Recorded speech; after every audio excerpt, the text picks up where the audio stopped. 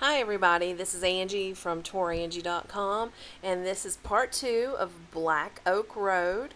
It's going to be probably around 15-16 minutes long because obviously this has been a long road. Like I said, part 1 was about 10 minutes and this is part 2. It's a long road. It's really and truly not that long at all. It's just driving these mountain roads with the curves and everything. It's not like you can go fast.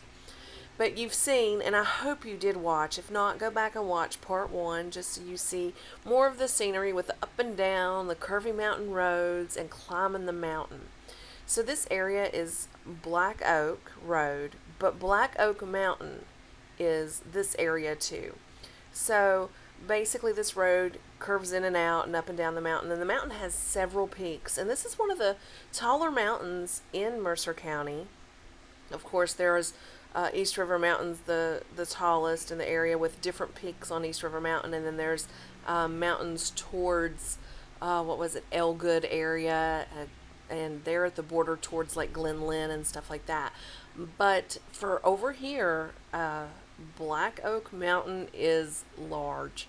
It is pretty tall, and it's 7 miles long. And if you think about it, part of it starts, which I didn't know this until I started doing some reading, at Pinnacle Rock. So let me give you some information here. Black Oak Mountain is an elongated, single-crested mountain that rises to 3,268 feet. And of course, it's near Princeton, West Virginia. It is part of the folded geologic structure of the Ridge and Valley Appalachians. It parallels the Bluestone River and extends for 7 miles. Highway US 19 crosses the northeast end of the mountain at Kegley, north of Princeton. River Ridge, a series of low peaks, parallel the mountain on its north flank along the Bluestone River. So, on the opposite side of this hill that we're on right now, or mountain, I call it a hill because we're not really high up at this moment, but on the opposite side, that would be the north flank, and that is where it parallels the Bluestone. So it's really, really neat. The ridges and sandstone outcrops along the crests of Black Oak Mountain and River Ridge are best known for the outcrops in Pinnacle Rock. So I think that's pretty neat. And it makes sense just by where the location of this mountain is. It basically is going towards Pinnacle Rock area if you look at it on a topography map. So it's really neat. So now I'm going to read you some of the elevation heights of some of the peaks on Black Oak Mountain. Okay, so you'll have to bear with me as I'm going through the list. So the big ridge on Black Oak Mountain is 3268, and that was what was mentioned in that last little article. Then there is the Stony Ridge, which is 3170, and it's on Black Oak Mountain. We have Pinnacle, which is 3,131 feet in elevation. We have, what is this one? This one's just called Black Oak Mountain at 3,083. It doesn't even have an actual, it has like a location number, but it doesn't even have a specific name for that peak. I'm not sure why. There's Turkey Knob on Black Oak Mountain, and it's 2,975 feet. There's River Ridge, which is 2,950 feet. And we have another one that's not labeled. It's called 2820, and it's because it's 2,820 feet in elevation. Let's see here. We also have Flippin's Ridge, and it's 2,730 feet. So yeah, there's some pretty, I think that's all of them. Yep, that's all the peaks, the top peaks on this 7 mile mountain range of Black Oak Mountain that this road basically twists in and out of as we're driving around. You can see at different times when we go down in the valleys, you'll see other mountains over to the right. that are a little bit higher and stuff. But this is definitely a high mountain. Stony Ridge has some high points on it too. But of course, it doesn't compare to East River Mountain, which is the highest peak for Mercer County. But it's still, I mean, it's still pretty high up. So, but you could tell that with this car, with this drive, it's a pretty doozy. So one thing that really shocks me as I'm driving this road, we're going to come up on a couple houses, a couple lots of land and some houses and different things. And for me, it would be unimaginable. It's a beautiful house right there, but I couldn't imagine living here. Of course, you're away from everybody. It would be perfectly secluded and all of that. I love, it's a beautiful house too. And there's several little, well, not several, but two or three other little houses through here. I just couldn't imagine living this far up and out, having to go back to Rock down that curvy road we just came back in part one, or even finishing this road out that takes us to Princeton. Up ahead is the break in the road that I was referring to in yesterday's video, or the day before yesterday when it came out, in part one, where the flood back in February broke the road, and there's a huge dip on the right hand side. You'll be able to see it a little bit here coming up when we get a little bit closer to it.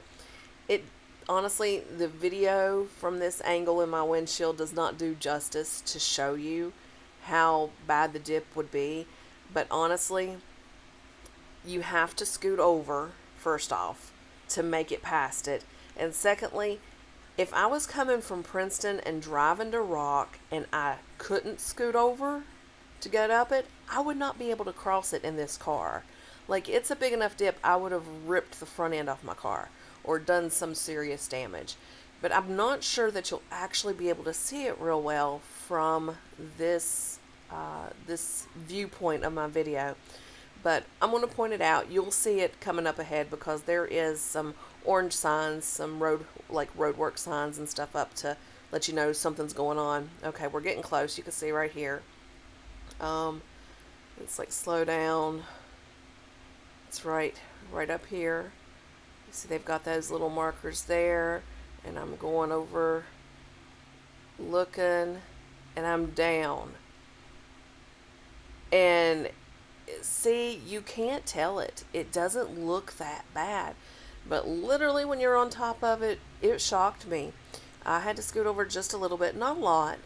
But if I was coming from Princeton to go to Rock, I would have had problems in my car.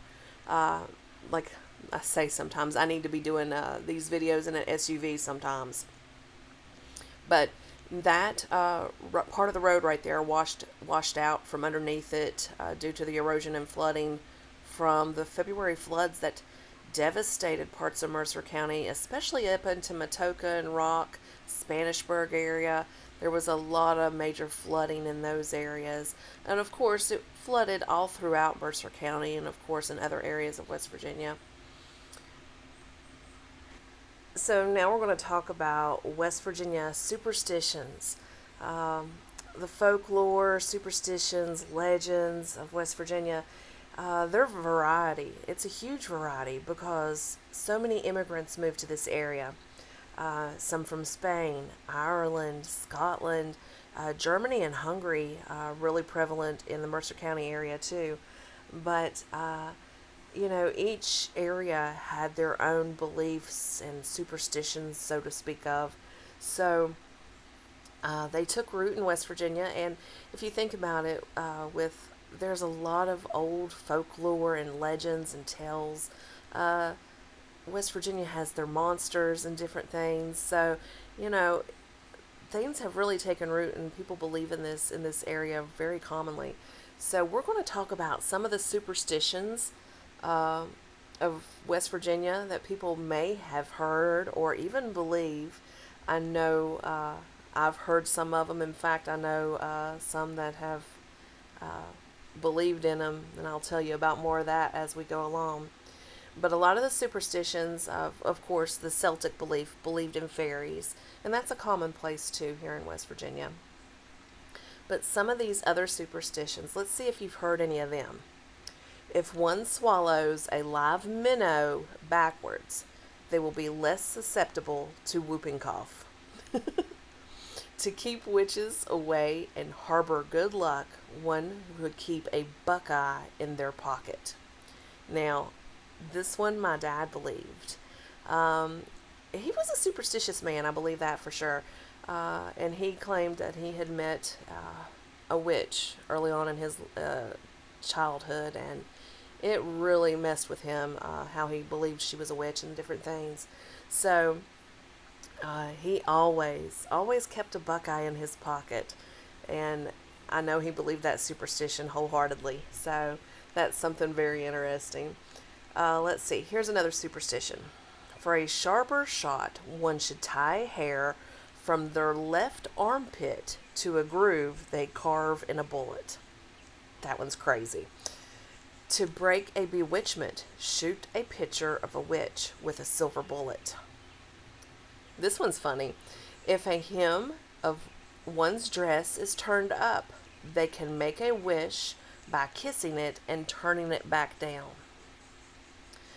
To prevent a dog from running away, take hair from its tail and bury it under the front doorstep. I wish that one was true. I need to go bury some hair of my dog under my front doorstep, because you open the door, she's gone. She would run off if I don't keep her on a leash. Okay, the next superstition. Count 10 stars for 10 nights in a row to dream of the person one will marry. Yeah, I definitely don't want to be doing that. A dog that rolls on its back means that someone will die before the sun sets. Now, I don't believe that one at all. Let's see, the next one here. I dropped my book here. Let's see. Okay. If one opens an umbrella indoors, someone will die. The one who opened it will die if they put it over their head while indoors. I've heard that one before. To cross a black cat is bad luck. My grandmother used to say that. Of course, that's all I've had is black cats. I love my black cats that I've had in my past. A bird that flies into a house foretells death of someone in the household. I have heard that superstition. Moths are deceased loved ones that come back to visit. Now, I have never heard that one before. I've always heard that of cardinals, but not moths. A chill up the spine means that someone is walked over the ground that you will be buried in. I've heard that before. Sweeping a floor at night, especially through a doorway, brings bad luck. To rock an empty rocking chair is bad luck. If a rag is dropped on the floor, it foretells the visitation of someone unclean. And here's another one. A woman can discover who she will marry by eating a thimbleful of salt, then walking backwards without speaking. Yeah, I really don't believe that one.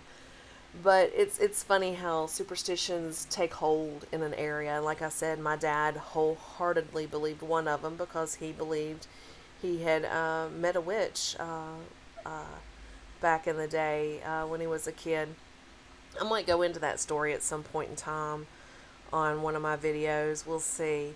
But I won't talk about it here. But he did carry a buckeye in his pocket from, I guess, from childhood on. Well, we've got a couple more minutes left of this video, and as you can tell, it's leveled out. This is easy living right here, let me tell you. It looks like, no major mountains or hills, plenty of houses, more flat, level land. Of course, there's some hills, not perfectly flat, but we're getting closer to Princeton or closer to Kegley. So, of course, you can tell that just by the amount of houses that are in this area. Compared to way back when in this video, it looks like a totally different road. I will be turning the camera off just after I take a right onto US Route 19 and that's the way you would head towards Princeton. Like literally, I don't know, a half mile away from where I turn right is where you're back in Princeton city limits. So it's not far at all. It's probably not even a half mile from where I turn right. But I had a request for this video. Gosh, it's probably been last fall. And I didn't do it because, well, of course, winter was coming and I didn't know the roads. And then I had 3 visits that felt like they were just basically snow visits where I didn't really get to record much at all. So now that we're getting back into spring and summer, I can do more recording of different areas and things. So I hope whoever was wanting me to record Black Oak Road has seen these videos that have been posted online and on YouTube, so they got a chance to see where they grew up. And if you have any places you want to see, I've got a long list going of places I'm going to be going to and recording for everybody. So just give me a yell and I'll add you to the list. And this is Angie from Tourangie.com. So come to my website, read my blogs, make appointments so I can help you plan your next travel adventure. I do any type of travel, whether it's cruises, all-inclusive resorts, anything, rental cars. I get some really good deals for rental cars, especially in Florida. But I could do any kind of travel for you, travel stuff for you. Also, I do pet sitting and house sitting too. Not many people do this because they have their neighbor or other family members take care of their pets and house while they're away. But I do this for people. I've done it for some of my clients in the past. I actually will be here in May doing it also. But if you ever need somebody to take care of your pets at your house or anything, it's not like, I mean, I live in the Charlotte area, but I'm constantly in West Virginia, and I travel to wherever it need to be for house sitting and dog sitting. Last summer I was house sitting in Florida, so just give me a yell if you need anything like that too with your travel trips coming up this summer or anything. Well, we're on US Route 19, so I'll talk to you all later. I hope you enjoyed this video of Black Oak Road.